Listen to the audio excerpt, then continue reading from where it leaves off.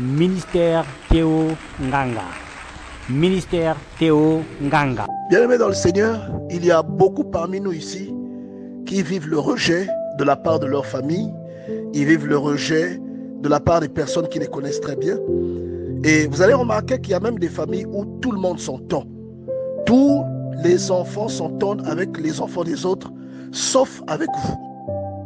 Je pense qu'il y a des gens ici qui l'ont déjà constaté dans leur vie, qu'ils appartiennent à une famille et tout le monde s'entend de cette famille, mais personne ne s'entend avec eux. Et lorsqu'ils essaient d'analyser, ils se rendent compte qu'ils n'ont rien fait de mal. Mais bizarrement, ils sont rejetés. Vous voyez, il y a beaucoup de gens qui expérimentent ça. Mais moi, j'aimerais t'apprendre quelque chose aujourd'hui. C'est que les personnes rejetées sont des personnes fortement investies par Dieu. On ne rejette pas n'importe qui, bien-aimé dans le Seigneur. Souvent, le rejet est un signe de ce que Dieu a déposé dans la vie d'une personne. Et avant même de prendre l'exemple de Jephthé ou de quelqu'un d'autre dans la Bible, j'aimerais citer Jésus-Christ.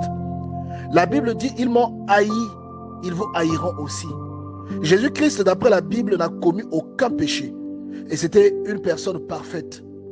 Mais j'ai du mal à me représenter comment une personne parfaite était autant détestée par ses contemporains.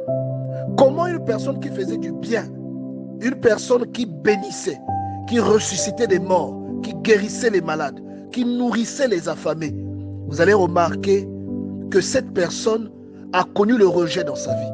Même les gens de sa communauté l'ont rejeté. La Bible déclare qu'il était pour ses frères une occasion de chute. Vous voyez? Mais regardez le potentiel qu'il avait en lui et toutes les bénédictions qu'il a déployées autour de lui, bien-aimé. La Bible déclare, Jésus-Christ est la pierre rejetée par vous qui bâtissez. Vous voyez? Vous appartenez à une famille où les gens qui vous entourent ont un rôle. Et ces gens-là sont en train de construire un avenir. Ces gens-là sont en train de construire l'identité de votre famille.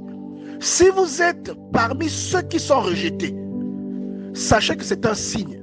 Arrêtez de vous lamenter et commencez à acclamer Dieu. Cela veut dire que des grandes choses arriveront dans votre vie, bien-aimés dans le Seigneur. Si vous êtes rejeté pour un mal que vous avez fait, ne vous réjouissez pas, répentez-vous. Mais si vous n'avez fait aucun mal et que vous avez l'impression qu'il y a une coalition qui se forme contre vous, alors que vous n'avez rien fait, au contraire, vous avez aidé et soutenu beaucoup de gens. Bien-aimés dans le Seigneur, c'est un signe. La plupart du temps, le diable combat les personnes qui sont investies. Et tout comme Dieu passe par des êtres humains pour toucher d'autres personnes, pour bénir d'autres personnes, pour guérir d'autres personnes, le diable aussi passe par d'autres êtres humains pour briser la vie d'autres personnes, pour éloigner d'autres personnes, pour attrister d'autres personnes. Et aujourd'hui, vous pouvez être victime d'une chose ou encore d'une campagne que l'ennemi est en train de mener dans votre vie pour atteindre votre foi, pour vous déstabiliser ou pour que vos proches ne soient pas délivrés. Je veux vous rappeler que Moïse était rejeté par les siens bien-aimés. Il avait la volonté d'aider ceux qui étaient en Égypte avec lui et bien-aimé, il a été rejeté par ces personnes. Moïse a dû quitter l'Égypte à cause de quelque chose que l'un de ses frères, quand je parle de frère, je veux dire un enfant d'Israël, avait exprimé. Il avait exprimé que Moïse avait tué quelqu'un et peut-être qu'il le tuerait aussi à cause de sa soif de justice. Mais en entendant ces paroles, Moïse a eu peur et il s'est enfui de l'Égypte.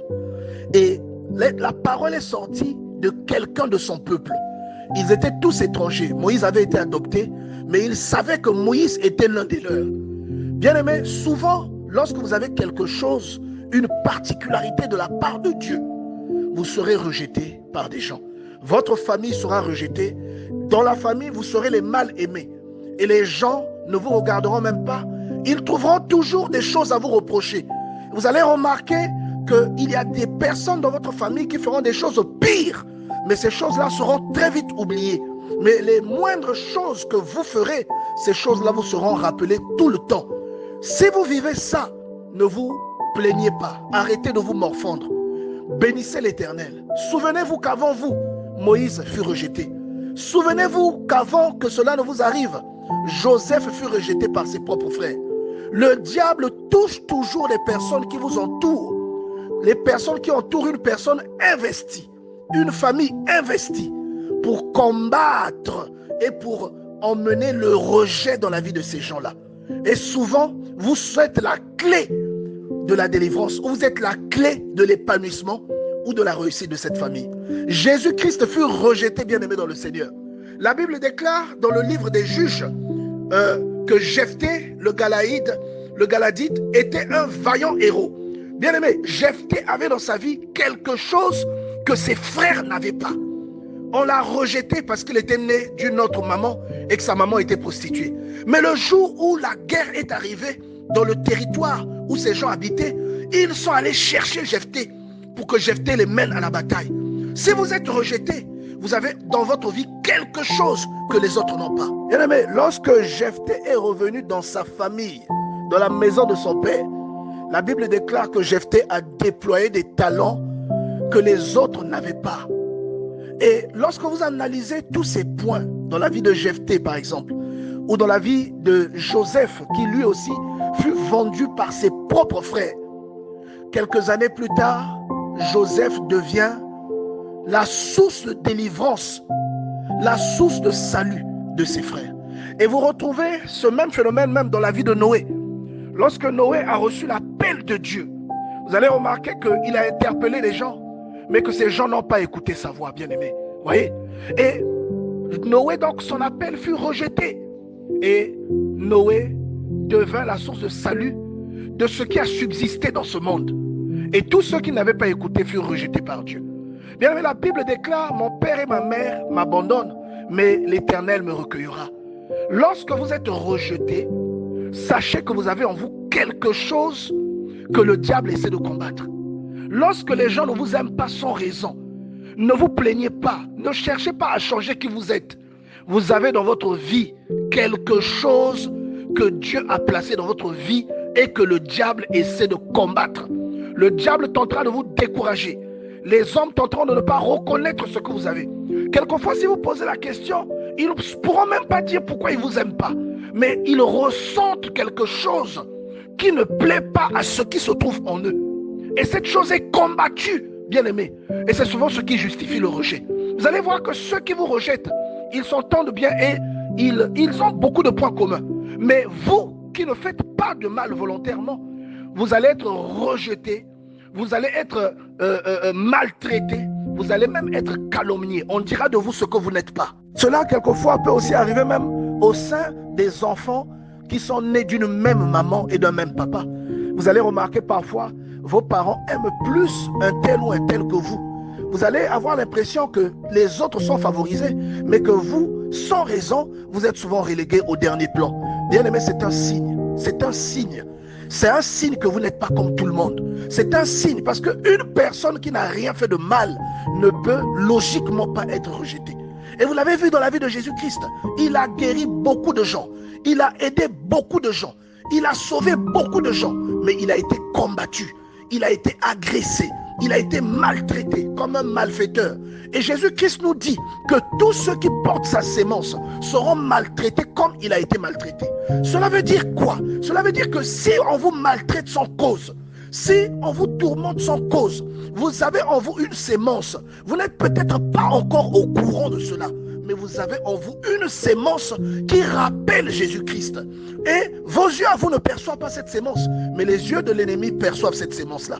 Et les yeux de l'ennemi, qui lui a le pouvoir aussi d'envoûter, d'influencer des êtres humains qui vous entourent, il utilisera son pouvoir pour combattre votre vie. Il utilisera son pouvoir pour susciter la haine sur votre personne, alors que vous n'avez fait aucun mal à quelqu'un. Alors, bien aimés, arrêtons de nous plaindre du rejet. Vous allez remarquer que dans votre vie, quelque temps après, vous serez élevé et les personnes qui vous ont rejeté viendront à vos pieds. Ces personnes-là viendront se réfugier et bien aimé, vous aurez le devoir de pardonner à ces personnes et de leur faire du bien, de leur porter secours et assistance. C'est cela la loi de Dieu. Comme ce fut le cas pour Joseph, comme ce fut le cas pour Moïse, qui a été celui que Dieu a renvoyé en Égypte pour aller délivrer les personnes. Comme ce fut le cas pour Jésus-Christ, qui nous a tous sauvés malgré le rejet que nous lui avons fait subir. Bien aimé, la Bible déclare dans Jean chapitre 15, verset 19, « Si vous étiez du monde, le monde aimerait ce qui est à lui. Mais parce que vous n'êtes pas du monde et que je vous ai choisi du milieu du monde, à cause de cela, le monde vous hait. Bien-aimés, vous savez que le choix que Dieu porte sur nous ne commence pas à notre naissance. C'est un choix qui se fait longtemps avant. Vous pouvez lire ça dans le psaume 139. Vous pouvez lire ça dans Jérémie chapitre 1 verset 5. Dieu nous a choisis longtemps avant que nous soyons introduits dans le monde. Vous voyez, il a porté son choix sur toi et moi, sur toi qui es haï, toi qui es calomnié, toi qui es détesté. Tu es la source, tu es l'objet de faux témoignages. On dit de toi des choses que tu n'as même pas dans ta pensée. Et tu es obligé de les accepter. On te dit que tu es différent de ces gens. Peut-être que tu ne le remarques pas, mais Jésus te dit que si ces gens-là te haïssent, si les gens de ta famille, les gens de ton environnement ont de la haine pour toi, c'est parce que tu n'es pas comme eux. Alors il se pourrait que tu ne l'aies pas constaté toi-même. Mais gloire à Dieu, Dieu qui voit tout, il t'apprend aujourd'hui que tu n'es pas comme eux. Il y a une différence entre toi et ces gens. Et il dit que c'est à cause de cette différence que la haine injuste tombe sur toi. Que la haine sans cause tombe sur toi. C'est à cause de cette différence. Alors, parfois ces gens ne sauront pas pourquoi, mais ils ressentiront la différence qu'il y a en toi. Ils ne pourront pas l'exprimer et ils te haïront. Et vous allez voir ça encore une fois de plus, bien aimé, dans la vie de Joseph. Il avait une chose de plus que ses frères. Jephthé avait une chose de plus que ses frères. Jésus avait une chose de plus que ses frères. Et toutes ces personnes ont été haïes. Bien aimé, pour terminer, j'aimerais te dire que quel que soit ce que tu possèdes aujourd'hui, quel que soit ce que tu vis aujourd'hui, ou la difficulté que tu traverses aujourd'hui, la douleur que ces calomnies apportent dans ta vie, sache que tu domineras sur les personnes qui te calomnient. C'est un fait. Le simple fait que tu aies été rejeté est une preuve que Dieu t'élèvera au-dessus de ces personnes-là d'une manière définitive. Quand tu regardes la vie de toutes les personnes dans la Bible qui sont passées par cet événement, tu vas constater que la fin est toujours identique. Ces personnes sont toujours positionnées au-dessus de leurs détracteurs. Ils sont toujours placés au-dessus de ceux qui leur ont fait du mal, de ceux qui les ont calomniés, de ceux qui ont eu de la haine à leur égard. Bien-aimé, quel que soit ce que tu traverses, Dieu t'élèvera. Tu regarderas ces gens-là depuis le haut et eux, ils seront en bas. Tu les regarderas et tu verras que Dieu t'élèvera. Et David le dit dans le psaume 23. Tu vois, il dit, tu remplis d'huile ma tête. Il dit, ma coupe déborde. Tu vas regarder ces gens-là depuis le haut, depuis ta haute position. Parce que Dieu a déclaré que c'est lui ton rédempteur. Il a déclaré que c'est lui qui a investi. Et dans cette parole, David s'adresse à ses ennemis. Il dit, tu dresses une table en face de mes ennemis. Vous voyez, donc la table là, c'est toute la bénédiction que Dieu emmène dans la vie de quelqu'un qui est haï sans cause, de quelqu'un qui a des ennemis à qui il n'a pas fait du tort. Bien-aimé, tu seras élevé au-dessus de ces gens. Ils verront ton élévation. Ils verront que Dieu te placera en haut.